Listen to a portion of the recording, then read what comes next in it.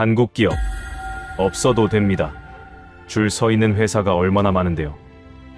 우리나라 대표 기업 삼성 17년 동안 30조 원을 쏟아부은 나라에서 들은 말입니다. 픽시 그런데요. 그렇게 큰 소리 치던 나라가 딱 1년 만에 태도가 완전히 바뀌었습니다. 제발 떠나지 말아주세요. 대체 그 사이에 무슨 일이 있었던 걸까요? 오늘은 베트남 정부 고위 관계자가 직접 털어놓은 충격적인 고백을 전해드리겠습니다. 외국인의 눈에 비친 대한민국의 진짜 파워, 이 무슨 사연인지 지금 바로 들어보시죠. 시작하기 전 구독과 좋아요, 그리고 댓글로 우리의 대한민국 삼성을 응원해주세요. 안녕하세요. 베트남 기획투자부 차관 레민탄입니다. 우리나라에 들어오는 해외 기업들의 투자를 심사하고 관리하는 게 제 일이었지요. 수천 개가 넘는 외국 기업들의 서류가 제 책상을 거쳐갔습니다. 오늘 제가 들려드릴 이야기는 솔직히 부끄러운 고백에 가깝습니다. 저희 베트남이 얼마나 철없었는지, 그리고 한국이라는 나라가 얼마나 대단한지 뼈저리게 깨달은 경험이거든요. 지금부터 말씀드리는 건 전부 제가 직접 겪은 일입니다. 저희는 삼성을 우습게 봤습니다. 이렇게 직접적으로 말씀드리니까 좀 충격적이시죠? 그런데 사실이에요. 정부 안에서 삼성을 바라보는 시선이 그랬습니다. 고마워해야 할 대상이 아니라 있으면 좋고 없어도 그만인 존재로 여겼던 거지요. 아니, 솔직히 말하면 그보다 더했습니다. 속으로는 이렇게 생각했어요. 한국 기업이 뭐 대단하다고. 저기 문 앞에 줄 서 있는 회사가 얼마나 많은데. 삼성 아니어도 중국 기업 있고 일본 기업 있고 미국 기업도 들어오고 싶어서 난리인데. 우리가 을이야 갑이야. 당연히 갑이지. 그때 저희 자신감이 하늘을 찔렀습니다. 그럴 만도 했어요.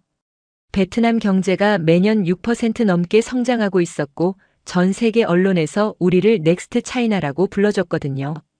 국제통화기금도 세계은행도 전부 베트남을 칭찬했습니다. 젊은 인구가 1억 명이나 되고 정치도 안정적이고 인건비도 중국보다 훨씬 저렴하고 글로벌 기업들이 베트남에 공장 짓겠다고 줄을 섰어요. 그러니까 어깨가 올라갈 수밖에요. 저희 스스로도 대단하다고 생각했습니다. 이제 베트남은 아무한테도 안 밀린다. 우리가 골라서 받아주는 입장이 됐다. 그렇게 믿었지요. 외국 기업들이 저희 눈치를 봐야지 왜 저희가 그들 눈치를 봐야 하느냐는 거였습니다. 그런데 그 자신감이라는 게 돌이켜보면 참 허망한 것이었습니다. 제가 각성하게 된 건 어느 평범한 오후였어요. 책상 위에 보고서가 하나 올라왔습니다. 분기마다 올라오는 외국인 투자 현황 보고서였는데 저는 습관적으로 페이지를 넘기다가 손을 멈췄습니다. 삼성전자 하나가 베트남 전체 수출에서 차지하는 비중.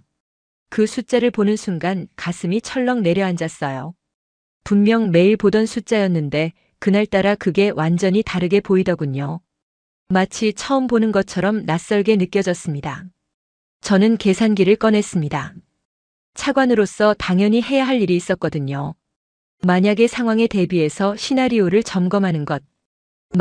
정말 만약에 삼성이 베트남을 떠난다면 어떻게 될까? 이건 제 업무의 일부였습니다.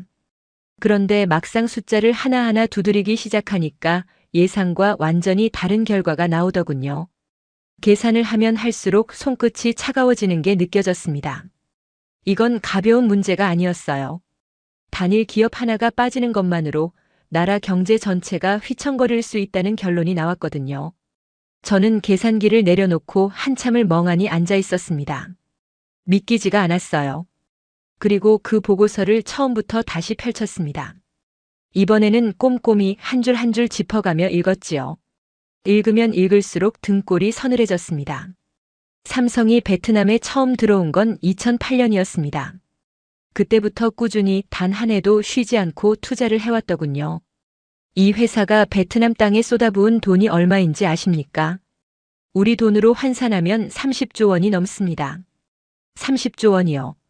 그냥 숫자로만 보면 감이 잘 안 오실 수도 있어요. 이렇게 생각해 보시면 됩니다.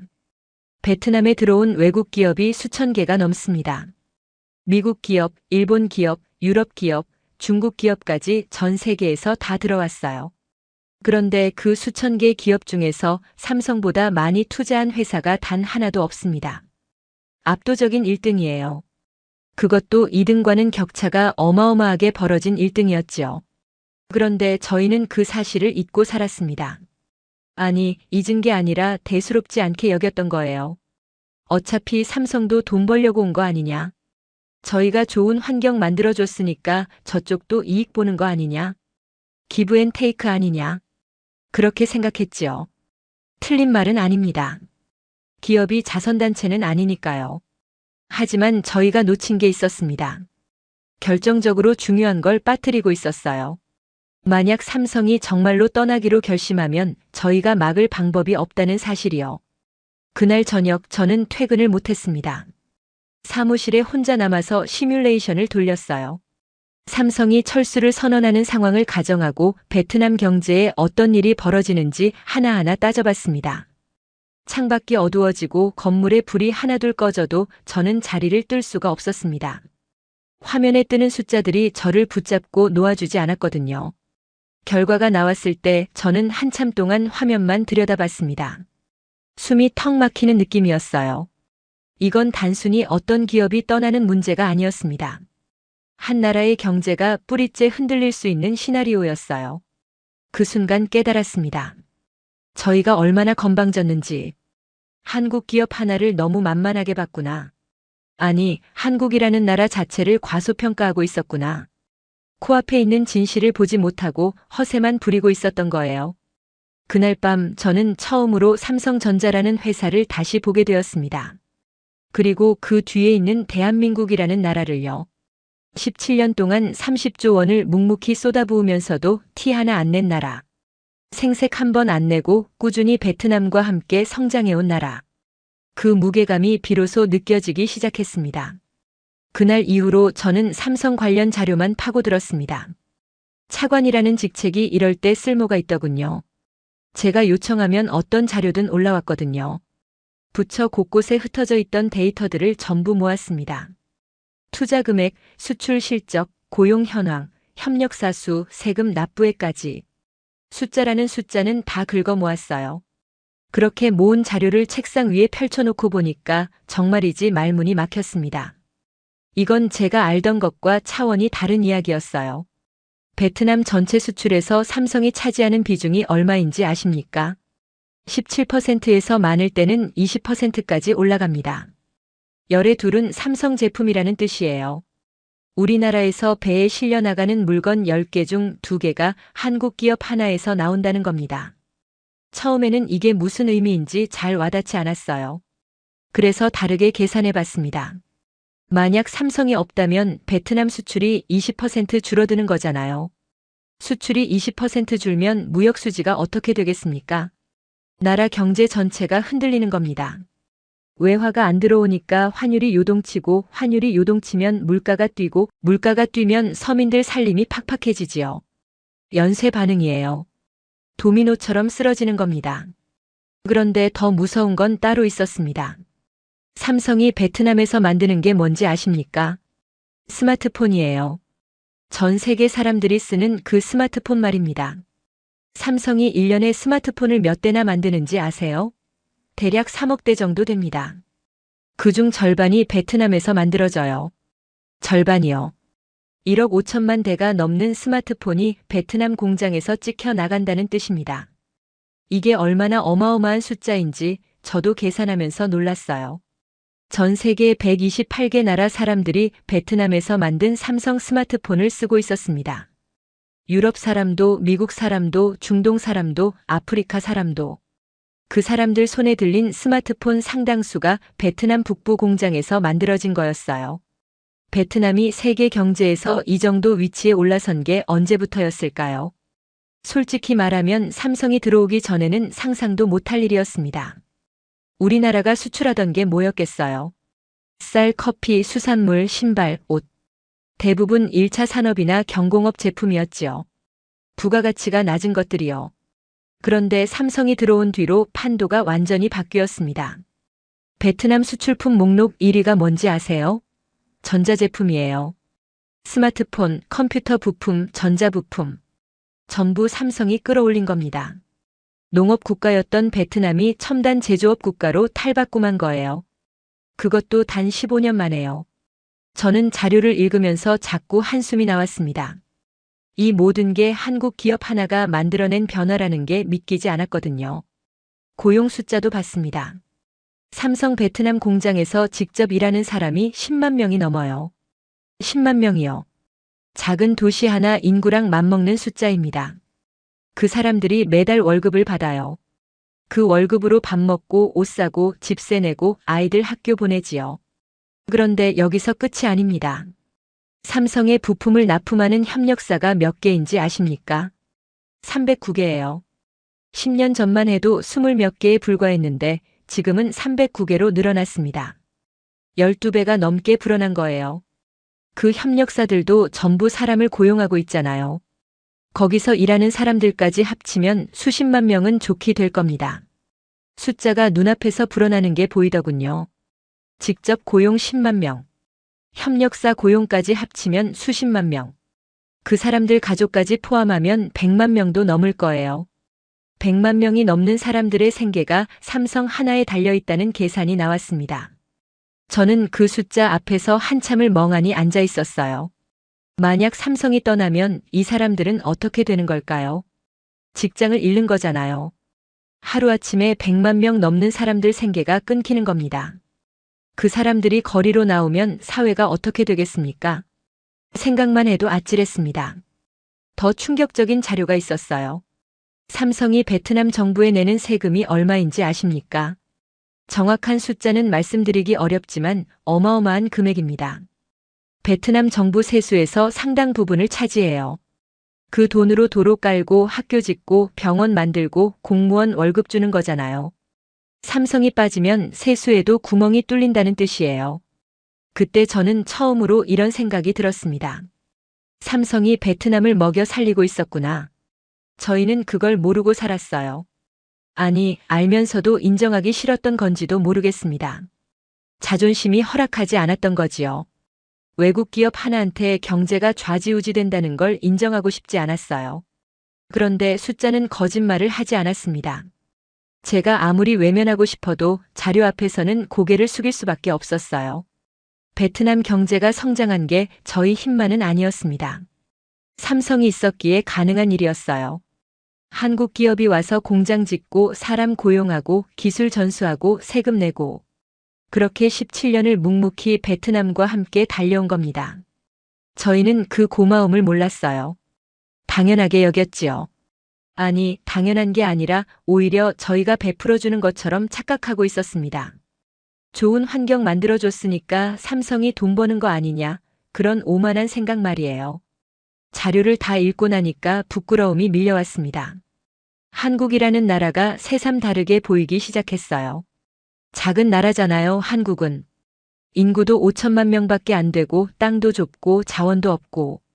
그런데 그 작은 나라에서 나온 기업 하나가 인구 1억짜리 나라의 경제를 이렇게 떠받치고 있다는 게 신기했습니다. 대체 어떻게 이게 가능한 걸까요? 저는 그게 궁금해지기 시작했습니다. 그래서 저는 과거 기록을 뒤지기 시작했습니다. 삼성이 처음 베트남에 들어온 게 언제였는지, 왜 하필 베트남을 선택했는지, 처음에는 어땠는지. 그 시작점을 알아야 전체 그림이 보일 것 같았거든요.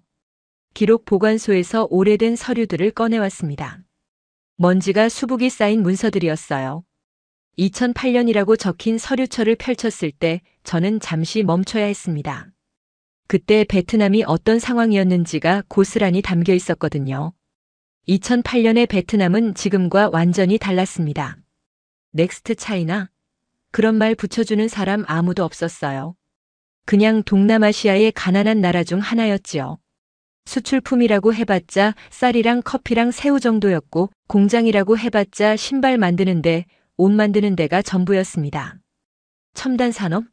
꿈도 못 꾸던 시절이에요. 외국 기업들도 베트남을 그렇게 대단하게 보지 않았습니다. 투자처로서의 매력이 크지 않았거든요.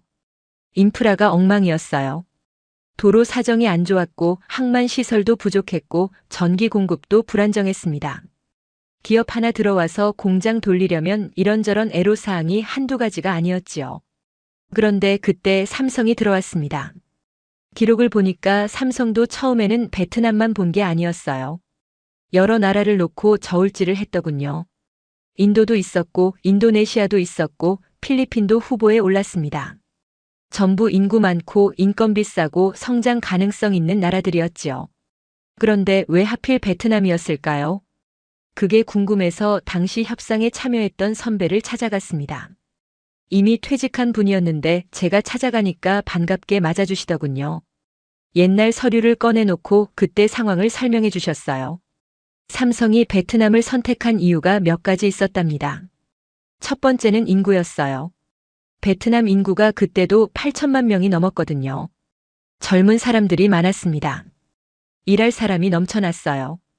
공장 돌리려면 사람이 필요한데 베트남은 그 조건을 갖추고 있었지요. 두 번째는 손재주였습니다. 베트남 사람들이 손재주가 좋다는 건 업계에서 유명했어요. 섬세한 작업을 잘한다는 평가가 있었지요. 스마트폰 같은 정밀 기기를 만들려면 이게 중요했습니다. 아무리 기계가 좋아도 결국 사람 손을 거쳐야 하는 공정이 있거든요. 세 번째는 정치 안정이었어요. 베트남이 공산당 일당 체제잖아요. 다른 나라들처럼 정권이 바뀔 때마다 정책이 왔다 갔다 하지 않았습니다. 기업 입장에서는 이게 중요해요. 수십 년 투자할 건데 정권 바뀔 때마다 규칙이 바뀌면 곤란하잖아요. 네 번째는 지리적 위치였습니다. 베트남이 어디 붙어 있어요? 바로 중국이에요. 중국에서 부품 가져오기도 편하고 중국 시장에 수출하기도 편하지요. 게다가 바다를 끼고 있어서 배로 물건 보내기도 좋았습니다. 이런 조건들이 맞아떨어졌던 거예요. 그런데 선배가 흥미로운 말씀을 해주셨습니다. 조건만 보면 다른 나라들도 비슷했다고요. 인도도 인구 많고 인도네시아도 젊은 사람 많고 필리핀도 영어 잘하고 나름대로 장점들이 있었어요. 그런데 삼성이 최종적으로 베트남을 찍은 결정적인 이유가 따로 있었답니다. 베트남 정부의 태도였어요. 그때 베트남 정부가 삼성을 엄청나게 원했다고 합니다. 다른 나라들은 외국 기업 들어온다고 하면 이것저것 조건을 내걸었어요. 우리 기업이랑 합작해라, 기술 이전해라, 현지인 몇 % 이상 고용해라. 까다롭게 굴었지요. 그런데 베트남은 달랐답니다. 문턱을 확 낮춰줬어요. 세금 깎아주고 땅 싸게 내주고 행정 절차 간소화해주고 제발 와달라고 우리가 다 맞춰줄게 하고 매달렸다는 거예요. 지금 생각하면 좀 쪽팔린 이야기인데 그때는 그랬습니다. 저희가 을이었어요. 삼성은 그 태도를 높이 샀던 것 같아요. 투자하려는 기업 입장에서는 환영받는 느낌이 중요하거든요. 아무리 조건이 좋아도 정부가 삐딱하게 나오면 불안하잖아요. 나중에 뭔가 문제 생기면 도와줄 것 같지도 않고요. 베트남은 적어도 그때는 진심으로 삼성을 원했습니다. 그래서 2008년 박린성에 첫 공장이 들어섰어요. 박린성이 어디냐면 수도 하노이에서 차로 1시간 정도 거리에 있는 곳이에요. 그때만 해도 정말 아무것도 없었습니다. 논밭이 끝없이 펼쳐져 있었고 소가 끄는 수레가 다니는 그런 시골이었지요. 거기에 삼성 공장이 들어선다고 했을 때 솔직히 동네 사람들도 반신반의했다고 해요. 저도 그때 기록 사진을 봤는데요.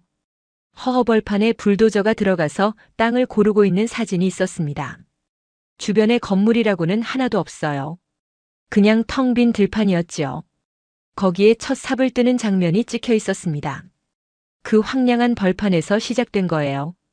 삼성이 그 벌판에 공장을 짓는 데 걸린 시간이 얼마 안 됐다고 합니다. 보통 기업들은 공장 하나 짓는 데 몇 년씩 걸리거든요. 인허가 받고 설계하고 시공하고. 그런데 삼성은 엄청나게 빨랐어요. 결정하면 바로 실행에 옮기더라는 거예요. 그게 한국 기업의 특성이라고 선배가 말씀하시더군요. 빨리빨리 문화라고 하잖아요. 한국 사람들이 뭐든 빨리 하려고 한다고. 그게 단점으로 작용할 때도 있지만 기업 경영에서는 엄청난 강점이 되더라는 겁니다. 결정이 빠르고 실행이 빠르고 적응이 빠르고. 베트남 공무원들이 처음에는 그 속도에 기겁했다고 해요. 서류 내면 다음 날 바로 피드백이 오고 회의하자고 하면 그날 저녁에 회의가 잡히고. 베트남 관료들 속도로는 따라가기가 버거웠다는 거예요. 밤늦게까지 일하는 한국 직원들 보면서 저 사람들은 안 쉬나 신기해했다고 합니다. 그렇게 공장이 올라갔어요. 불과 몇 년 사이에 허허벌판이 완전히 다른 세상으로 바뀌었습니다. 공장 건물이 들어서고 도로가 깔리고 주변에 식당이랑 상점들이 생겨났지요. 사람들이 몰려들기 시작했어요. 일자리가 생겼으니까요. 논에서 일하던 농부들이 공장 노동자로 변했습니다. 월급을 받으니까 생활이 달라졌지요. 오토바이 사고, 텔레비전 사고, 집도 고쳤어요. 동네 전체가 들썩거렸습니다. 그게 시작이었어요. 그런데 보통 외국 기업들은 처음에만 반짝하고 끝나는 경우가 많습니다. 공장 하나 지어놓고 몇 년 돌리다가 더 싼 곳 나타나면 훌쩍 떠나버리거든요. 기업은 이익을 쫓아 움직이니까요. 더 좋은 조건이 있으면 미련 없이 옮기는 게 당연한 거예요. 저희도 그런 경험을 많이 했습니다. 처음에는 큰 소리 치면서 들어왔다가 몇 년 지나면 슬슬 발 빼는 기업들 말이에요. 인건비 올랐다, 규제가 많아졌다, 본사 사정이 어려워졌다. 핑계는 다양했지요. 그렇게 떠난 기업들 손에 꼽을 수 없을 만큼 많았습니다. 그래서 저도 처음에는 삼성을 그렇게 봤어요. 얼마나 버틸까 싶었지요. 아무리 대기업이라도 결국은 비슷하지 않겠나 그런 생각이 있었습니다. 냉소적이었다고 해야 할까요? 외국 기업한테 너무 큰 기대를 하면 안 된다는 걸 경험으로 배웠으니까요. 그런데 삼성은 달랐습니다. 첫 공장 짓고 5년이 지났을 때 저는 깜짝 놀랄 소식을 들었어요. 삼성이 두 번째 공장을 짓겠다고 발표한 겁니다. 그것도 첫 번째보다 더 큰 규모로요. 타이응 우엔이라는 곳에 짓겠다고 했는데 투자 금액이 어마어마했습니다. 보통 기업들은 첫 공장 잘 되면 그걸로 만족해요. 굳이 위험 부담 안고 또 투자할 이유가 없거든요. 이미 돌아가는 공장 있으니까 거기서 돈 벌면 되지 왜 또 큰 돈을 쏟아붓겠습니까? 그런데 삼성은 멈추지 않았어요. 두 번째 공장을 지었습니다. 저는 그때도 반신반의했습니다. 두 번째까지는 그럴 수 있다고 생각했어요. 사업이 잘 되니까 확장하는 거겠지 그 정도로 봤지요. 그런데 그 다음 해에 또 소식이 들려왔습니다.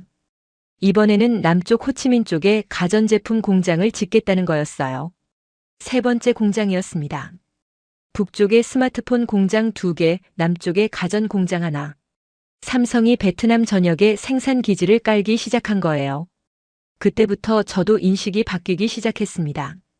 이건 단순히 돈 벌려고 온 게 아니구나. 뭔가 더 큰 그림을 그리고 있구나. 그리고 그 예감은 맞았습니다. 삼성은 그 뒤로도 투자를 멈추지 않았어요. 매년 발표가 나왔습니다. 공장 증설한다, 연구소 짓는다, 설비 늘린다. 끊임없이 돈을 쏟아부었지요. 제가 자료를 정리해 보니까 17년 동안 단 한 해도 빠짐없이 투자가 이루어졌더군요. 단 한 해도요. 이게 얼마나 대단한 건지 아십니까? 17년이면 세상이 몇 번은 바뀌는 시간이에요. 그 사이에 글로벌 금융 위기도 있었고 코로나 사태도 있었고 각종 무역 분쟁도 있었습니다. 기업들이 투자를 줄이거나 철수하기 딱 좋은 핑계들이 널려 있었어요. 그런데 삼성은 한 번도 흔들리지 않았습니다. 어려울 때도 투자했어요. 전 세계가 코로나 때문에 난리였을 때도 삼성 베트남 공장은 돌아갔습니다. 오히려 그때 투자를 더 늘렸어요. 남들이 주춤할 때 치고 나간 거지요. 제가 계산해 봤습니다. 17년 동안 삼성이 베트남에 투자한 금액이 총 얼마인지. 달러로 224억 달러예요. 우리 돈으로 환산하면 30조 원이 넘습니다. 30조 원이요. 그냥 들으면 감이 안 오실 수도 있어요. 비교를 해드릴게요. 베트남에 들어온 외국 기업이 몇 개인지 아십니까? 수천 개가 넘습니다. 미국 기업, 일본 기업, 유럽 기업, 중국 기업, 대만 기업. 전 세계에서 다 들어왔어요. 그 수천 개 기업들 투자금 다 합쳐도 삼성 하나를 못 따라갑니다. 삼성이 압도적인 1등이에요. 2등이랑 격차가 얼마나 나는지 아세요? 2배도 아니고 3배도 아니에요. 비교 자체가 무의미할 정도로 차이가 납니다. 삼성 혼자서 베트남 외국인 투자 역사를 새로 쓴 거나 마찬가지예요. 그런데 더 놀라운 건 따로 있었습니다. 삼성이 투자만 한 게 아니거든요. 투자금이 어디로 갔는지를 보면 그 철학이 보입니다. 단순히 공장만 지은 게 아니었어요. 도로도 깔고 전기 시설도 확충하고 주변 인프라 전체를 업그레이드했습니다. 박린성 가보셨어요? 지금 거기 가면 깜짝 놀라실 겁니다. 17년 전만 해도 논밭뿐이던 곳이 지금은 첨단 산업단지로 바뀌어 있어요. 깔끔한 도로가 뻗어 있고 가로등이 줄지어 서 있고 편의시설이 갖춰져 있지요. 삼성 공장 주변만 그런 게 아니에요. 동네 전체가 확 바뀌었습니다. 그게 다 삼성 덕분이에요. 삼성이 들어오면서 인프라가 좋아지니까 다른 기업들도 따라 들어왔거든요. 삼성 부품 납품하는 회사들, 삼성 직원들한테 서비스 제공하는 회사들. 하나가 들어오니까 10개가 따라오고 10개가 들어오니까 100개가 따라왔습니다. 직접 효과라고 하지요. 삼성 하나가 베트남 산업 지도를 바꿔놓은 거예요. 저는 자료를 보면서 계속 같은 생각이 들었습니다. 도대체 왜 이렇게까지 하는 걸까? 기업이 이익을 추구하는 건 당연한데 이 정도는 보통 이익 추구를 넘어서는 것 같았거든요. 17년 동안 30조 원을 쏟아붓는다는 건 단순한 투자가 아니에요. 그건 약속이지요. 베트남과 함께 가겠다는 약속. 쉽게 떠나지 않겠다는 약속. 뿌리를 내리겠다는 약속. 삼성은 그 약속을 17년 동안 지켜온 겁니다. 말로만 하는 게 아니라 돈으로 증명했어요. 그때 저는 깨달았습니다. 한국 사람들한테 신용이라는 게 얼마나 중요한지를요. 한번 시작하면 끝까지 간다. 약속하면 지킨다. 그게 한국 기업의 정신이구나 하는 걸 알게 됐어요. 베트남에 들어왔다가 떠난 기업들은 많습니다. 하지만 삼성처럼 17년을 한결같이 투자한 기업은 단 하나도 없었어요. 그 무게감이 느껴지기 시작했습니다.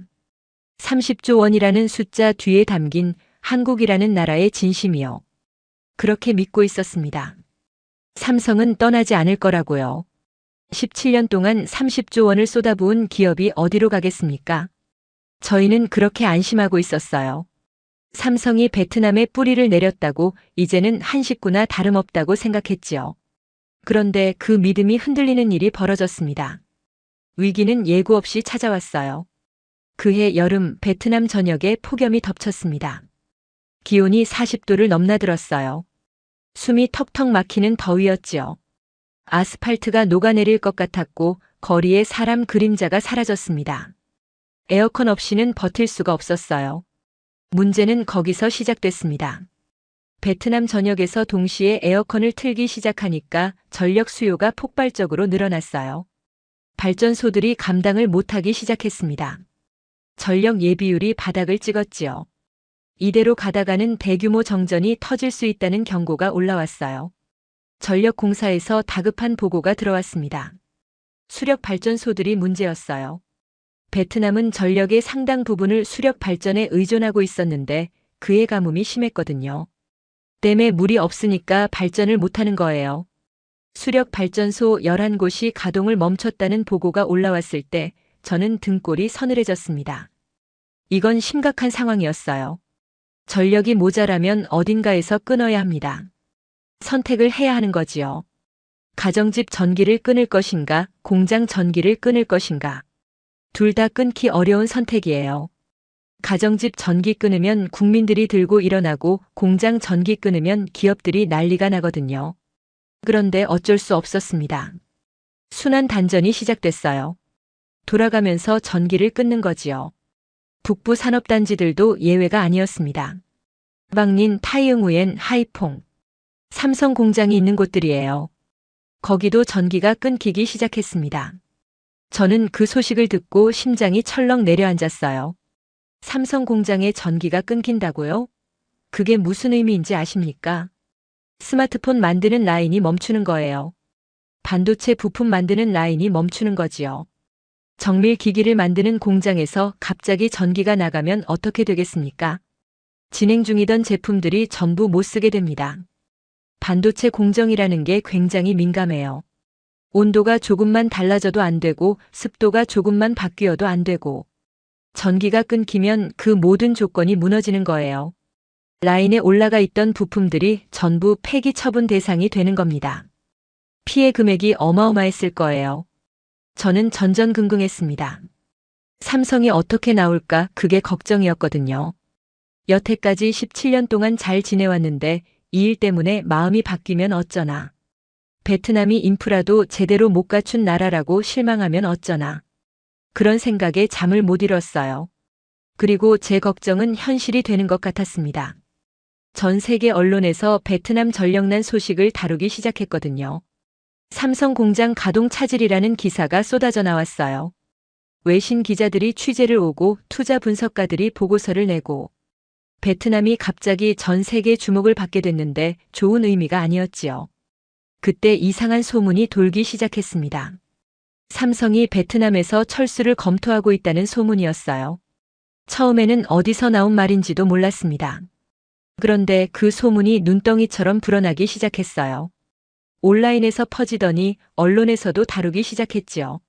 삼성이 베트남 직원 40만 명을 해고한다. 삼성이 공장을 인도로 옮긴다. 삼성 때문에 베트남 경제가 무너진다. 온갖 자극적인 이야기들이 쏟아졌습니다. 저는 처음에 말도 안 되는 소리라고 무시했어요. 그런데 그 소문이 너무 빠르게 퍼지니까 점점 불안해지기 시작했습니다. 설마 진짜일까? 삼성이 정말 떠나려는 걸까?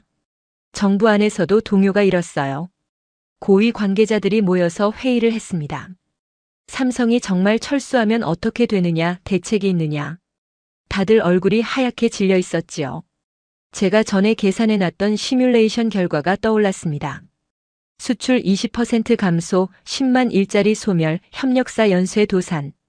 그게 현실이 될 수도 있다는 공포가 엄습했어요. 저는 직접 확인하고 싶었습니다. 삼성 베트남 법인에 연락을 취했어요. 철수설이 사실이냐고 앞으로 계획이 어떻게 되느냐고 물었지요. 답변을 기다리는 동안 손에 땀이 났습니다. 만약 삼성이 정말 떠난다고 하면 저는 뭐라고 보고해야 하나. 머릿속이 복잡했어요. 답변이 왔습니다. 삼성 측 답변은 단호했어요. 철수 계획 없다. 인도 이전 계획도 없다. 베트남에 대한 장기 투자 방침에 변함없다. 그 말을 듣는 순간 저는 의자에 털썩 주저앉았습니다. 안도감이 밀려왔어요. 그런데 한편으로는 부끄러웠습니다. 전력 하나 제대로 공급 못하는 나라. 공장 돌리다가 갑자기 전기 끊기는 나라.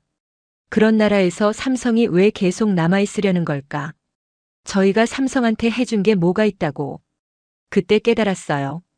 저희가 삼성을 우습게 보고 있었다는 걸요. 당연하게 여기고 있었다는 걸요.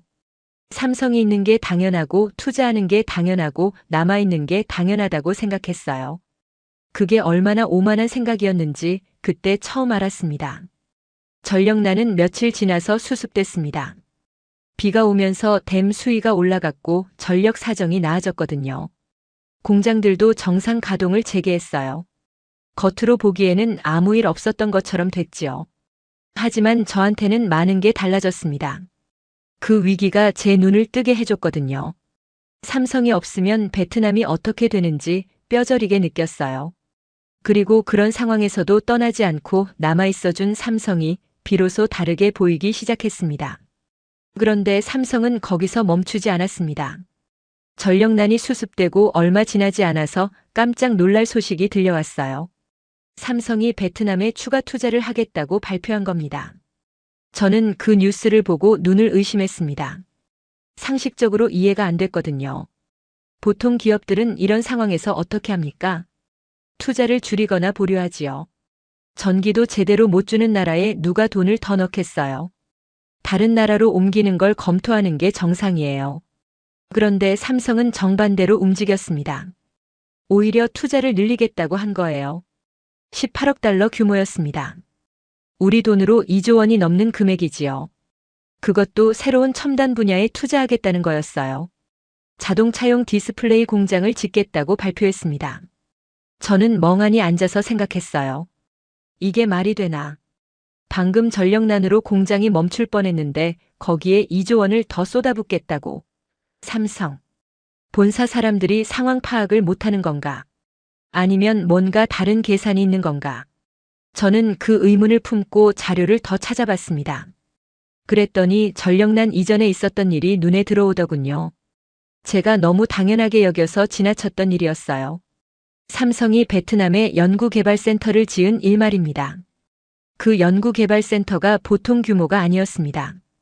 동남아시아 전체에서 가장 큰 연구소였어요. 하노이 외곽에 지어졌는데 건물 규모가 어마어마했습니다. 지상 16층에 지하 3층.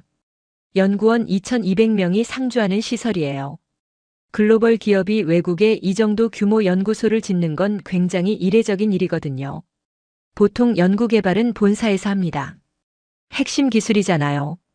그걸 왜 외국에 가져가겠습니까? 유출 위험도 있고 관리도 어렵고. 그래서 대부분 기업들은 해외에는 공장만 짓고 연구소는 본국에 둬요. 당연한 거지요. 그런데 삼성은 베트남에 연구소를 지었습니다. 그것도 동남아 최대 규모로요.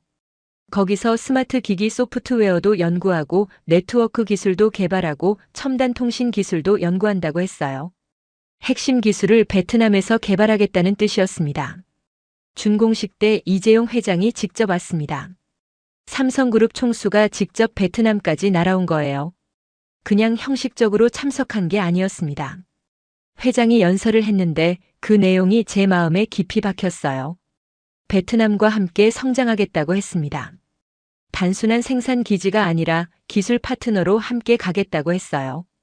베트남 인재들을 키워서 세계적인 연구 인력으로 만들겠다고 했지요. 빈말이 아니었습니다. 실제로 그 연구소에서 일하는 2,200명이 전부 베트남 사람들이거든요. 그때 저는 깨달았습니다. 삼성이 베트남을 어떻게 보고 있는지를요. 그냥 인건비 싼 나라, 공장 돌리기 좋은 나라로만 본 게 아니었어요. 함께 성장할 파트너로 본 거예요. 기술을 나누고 인재를 키우고 같이 발전하자는 거였습니다. 이게 얼마나 대단한 건지 아십니까? 다른 외국 기업들은 절대 이렇게 안 해요. 기술은 꽁꽁 숨기고 핵심 인력은 본국에서만 쓰고 베트남 사람들한테는 단순 노동만 시키지요. 그게 보통이에요. 기업 입장에서는 당연한 거고요. 그런데 삼성은 달랐습니다. 베트남 사람들을 연구원으로 키웠어요. 첨단 기술을 가르쳐 줬지요. 세계적인 수준의 연구시설에서 일할 기회를 줬습니다. 이건 단순한 투자가 아니에요.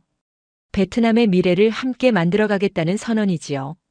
저는 그제야 이해가 됐습니다. 왜 삼성이 전력난 이후에도 추가 투자를 발표했는지. 그들은 베트남을 단기 이익 뽑아먹는 대상으로 보지 않았던 거예요. 장기적인 파트너로 봤던 겁니다. 지금 당장 좀 불편하더라도 함께 가겠다는 뜻이었지요. 그런 기업이 어디 있습니까? 저는 기획투자부에서 수천 개 외국 기업을 봐왔어요. 좋을 때만 왔다가 힘들어지면 떠나는 기업들. 혜택 받을 때만 고마워하다가 조금만 불편해지면 불평하는 기업들. 그런 기업들을 수없이 봤습니다. 삼성은 달랐어요. 17년 동안 한결같았습니다. 좋을 때도 투자하고 어려울 때도 투자했어요. 전력난으로 공장이 멈출 때도 철수가 아니라 추가 투자로 답했습니다. 연구소까지 지어서 베트남 인재들을 키워줬고요. 이런 기업을 저희가 어떻게 대했습니까? 우습게 봤잖아요. 있어도 그만 없어도 그만인 것처럼 대했지요.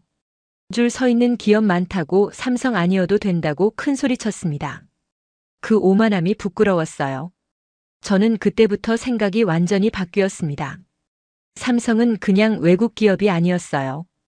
베트남 경제의 동반자였습니다. 17년 동안 30조 원을 쏟아부으면서 연구소까지 지어주고 인재까지 키워주고 그러면서도 생색 한 번 안 냈어요.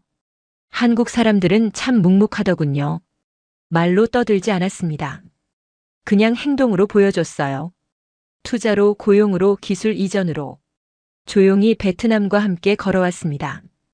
그 무게감이 비로소 느껴졌어요. 저는 혼자 다짐했습니다. 이 은혜를 잊지 말아야겠다고. 삼성이, 아니 한국이 베트남에 해준 것들을 기억해야겠다고.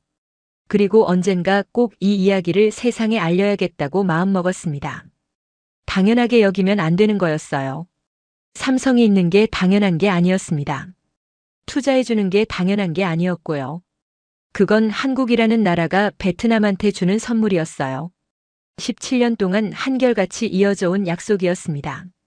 그 약속의 무게를 알게 된 뒤로 저는 한 가지가 더 궁금해졌습니다. 삼성은 왜 떠나지 않는 걸까요? 아니, 왜 떠나지 못하는 걸까요? 기업이라면 이익을 따라 움직이는 게 당연한 건데, 베트남보다 더 좋은 조건을 제시하는 나라들도 있을 텐데, 왜 삼성은 꿋꿋이 베트남에 남아있는 걸까요? 저는 그 답을 찾고 싶었습니다. 단순히 고마워하는 것만으로는 부족했어요. 삼성이 베트남에 남아있는 진짜 이유를 알아야 앞으로 저희가 어떻게 해야 하는지도 알 수 있을 것 같았거든요. 그래서 자료를 더 파고들었습니다. 첫 번째 이유는 금방 찾을 수 있었어요. 매몰 비용이라는 게 있습니다. 이미 투자한 돈을 말하는 거예요. 삼성이 베트남에 17년 동안 쏟아부은 돈이 30조 원이 넘는다고 말씀드렸잖아요. 그 돈으로 공장 짓고 설비 들이고 연구소 세우고 인프라 깔았어요. 이미 땅에 묻힌 돈이지요. 이걸 버리고 다른 나라로 간다? 말이 쉽지 현실적으로 불가능한 일이에요. 새로운 나라에 가면 처음부터 다시 시작해야 합니다.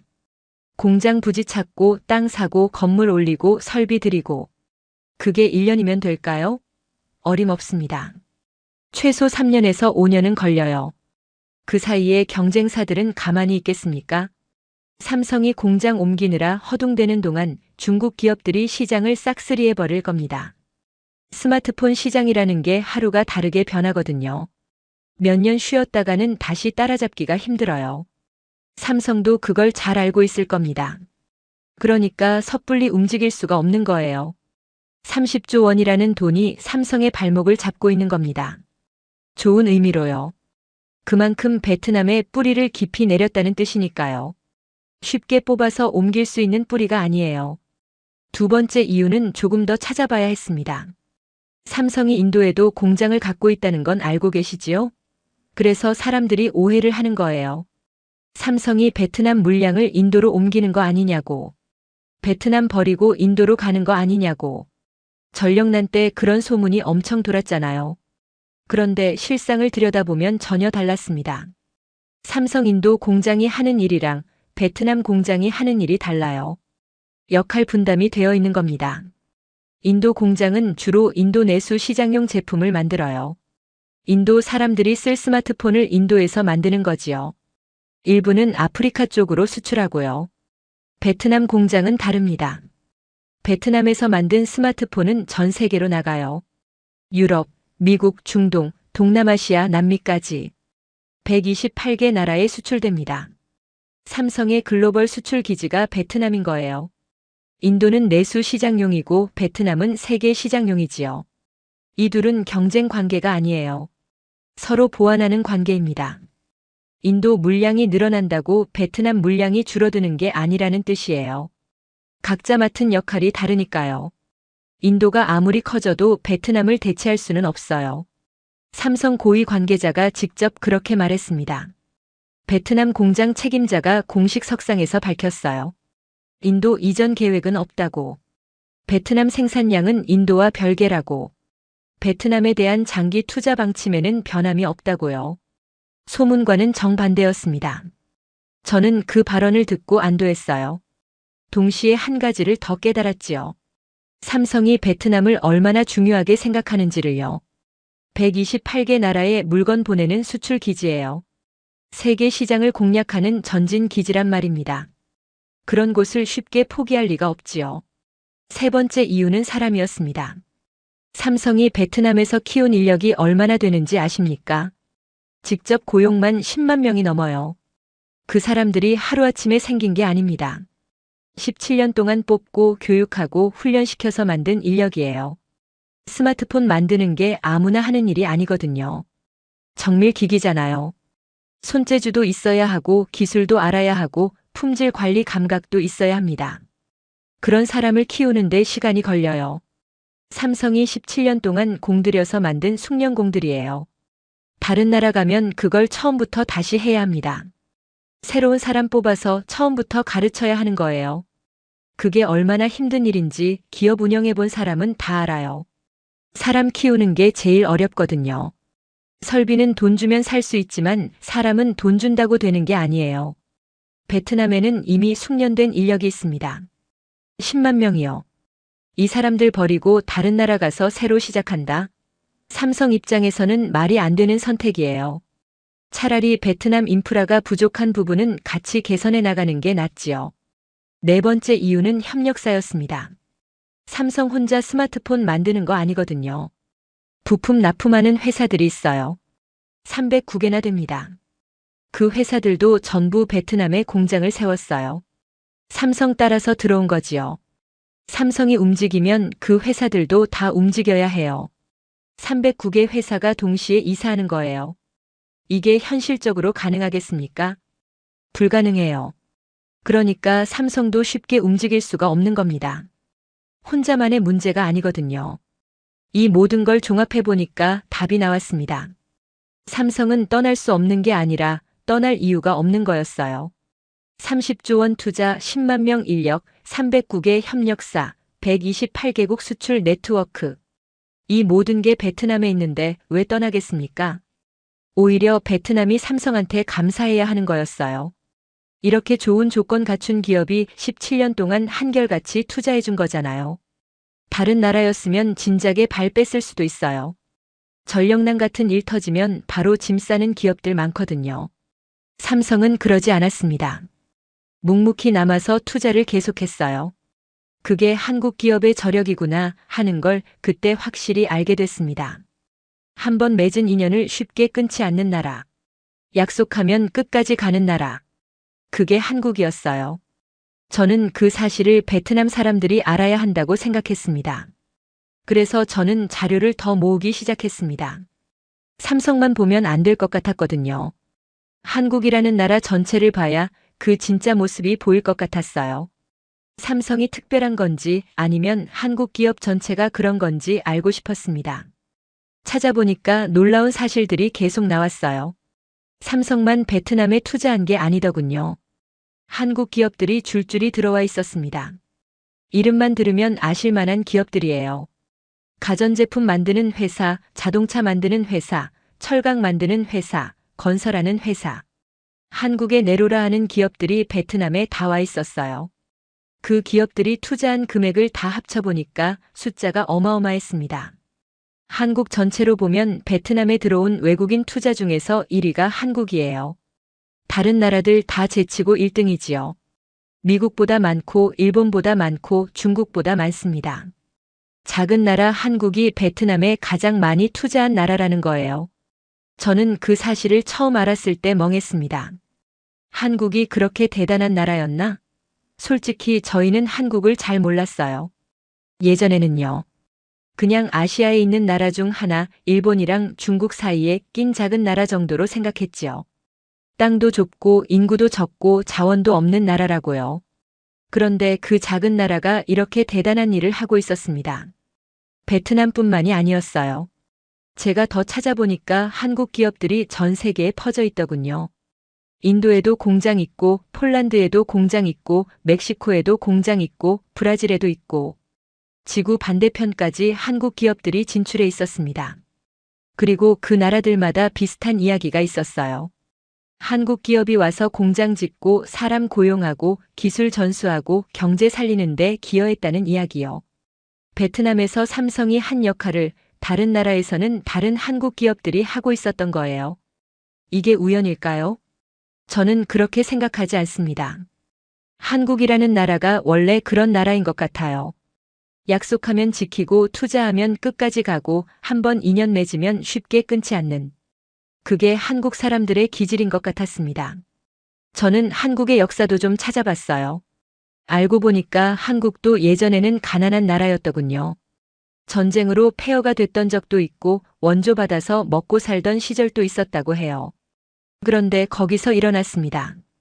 몇십 년 만에 세계적인 경제 대국이 됐어요. 그 과정에서 한국 사람들이 얼마나 피땀 흘렸겠습니까? 밤낮 없이 일했겠지요. 허리띠 졸라매고 버텼겠지요. 그렇게 일군 나라가 지금의 한국이에요. 가난에서 시작해서 세계 10위권 경제 대국까지 올라갔습니다. 기적 같은 일이지요. 그런 나라가 이제는 다른 나라를 도와주고 있었습니다. 자기들이 겪었던 걸 알기 때문일 거예요. 가난이 뭔지 못 사는 게 뭔지 그걸 아는 사람들이잖아요. 그래서 개발도상국에 와서 투자하고 일자리 만들고 기술 가르쳐 주는 거겠지요. 본인들이 받았던 걸 돌려주는 거예요. 저는 그 마음이 느껴졌습니다. 삼성이 베트남에 연구소 짓고 베트남 젊은이들 가르쳐 줄 때 그게 그냥 사업 때문만은 아니었을 거예요.